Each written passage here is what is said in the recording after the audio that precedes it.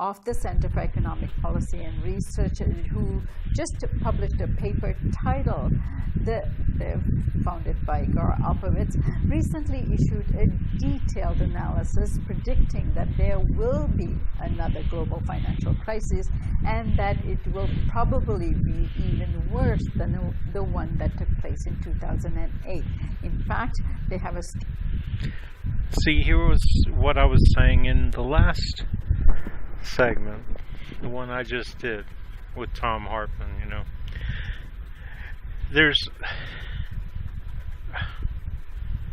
you know, just because they don't talk about how many bad things are happening economically, so they don't name every person who has to declare bankruptcy or doesn't have to declare bankruptcy, but just simply goes bankrupt. I mean, do you think everybody who goes bankrupt bothers to declare bankruptcy? No, they're just broke, right? I mean, that's what we used to call it, right? Being broke.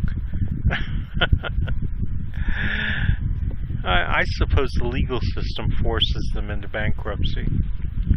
So everybody's coming after them for money.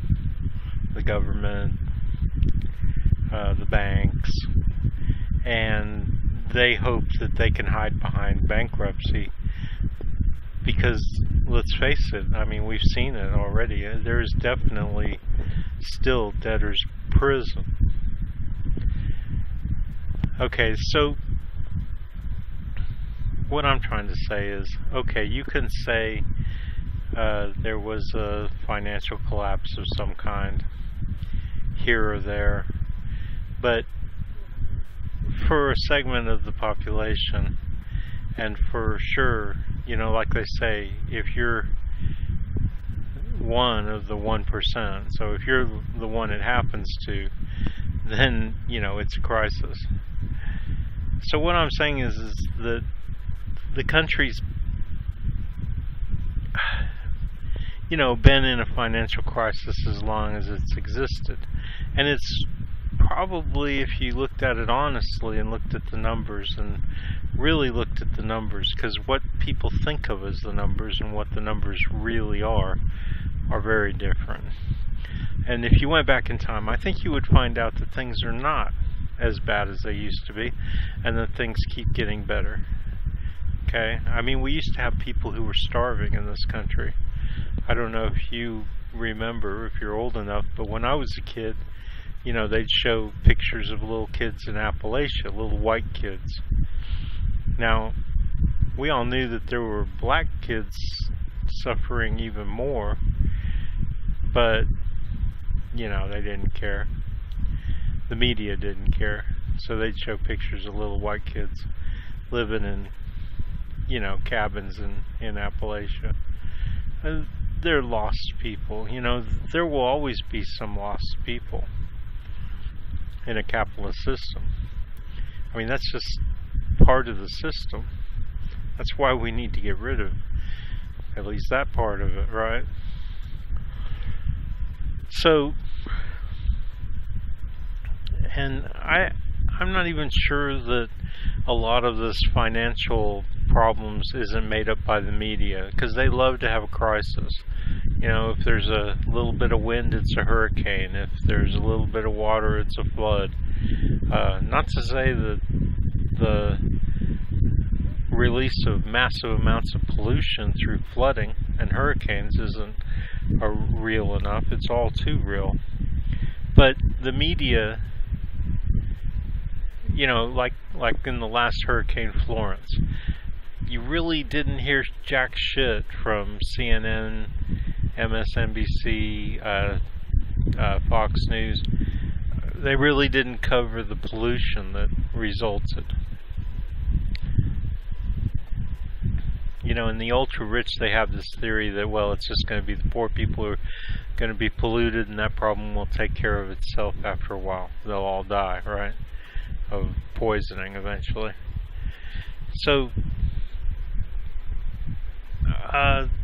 all I'm saying is that we've always had, every day we wake up, we're in, as a country, part of the country, part of the people in this country, are always facing a crisis.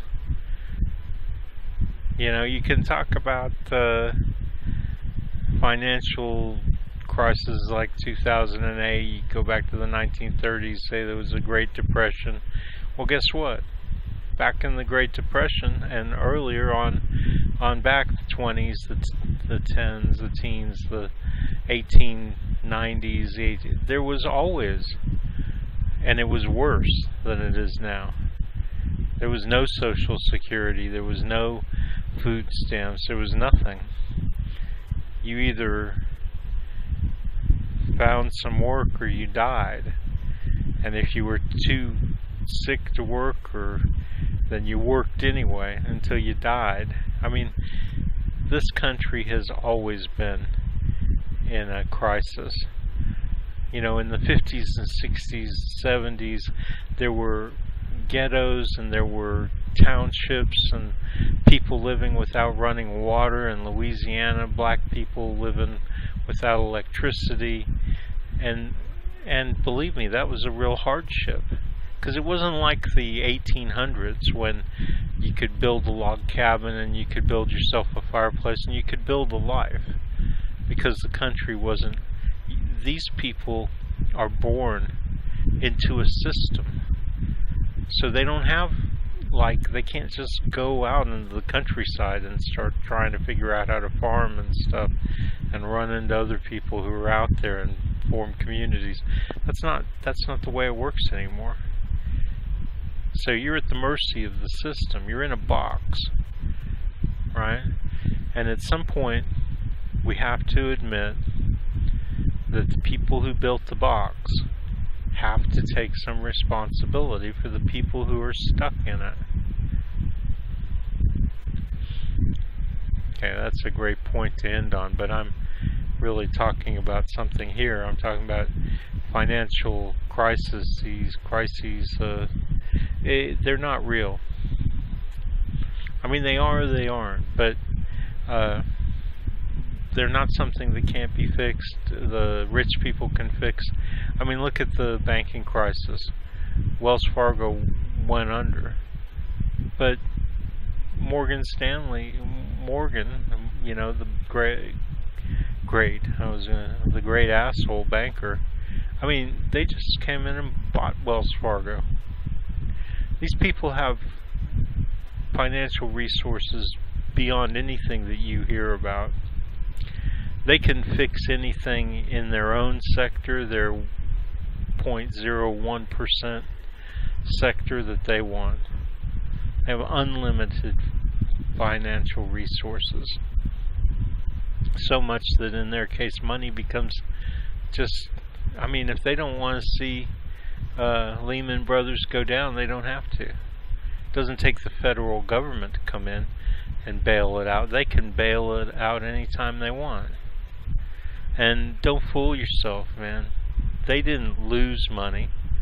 They made tons of money in the financial crisis. They're just being like big babies. They're not even babies. They're pretending to be babies to try and get sympathy and stuff. I mean, that was the whole point to the whole financial crisis. People making money hand over fist. So it's nonsense, man. And I think, honestly, I think they do it on purpose to keep your mind off the real crisis. And that's the one that's been going on for 10,000 years. You know, as the capitalist system developed, the greedy people who own everything and control everything. If you ever have any doubt about it, just go and watch The Prophecy of George Carlin. In that one YouTube video, it says, I don't know, Google George Carlin rich and you'll come up with one that says the best 3 minutes of his career. I mean, that's it. It's been one huge long crisis.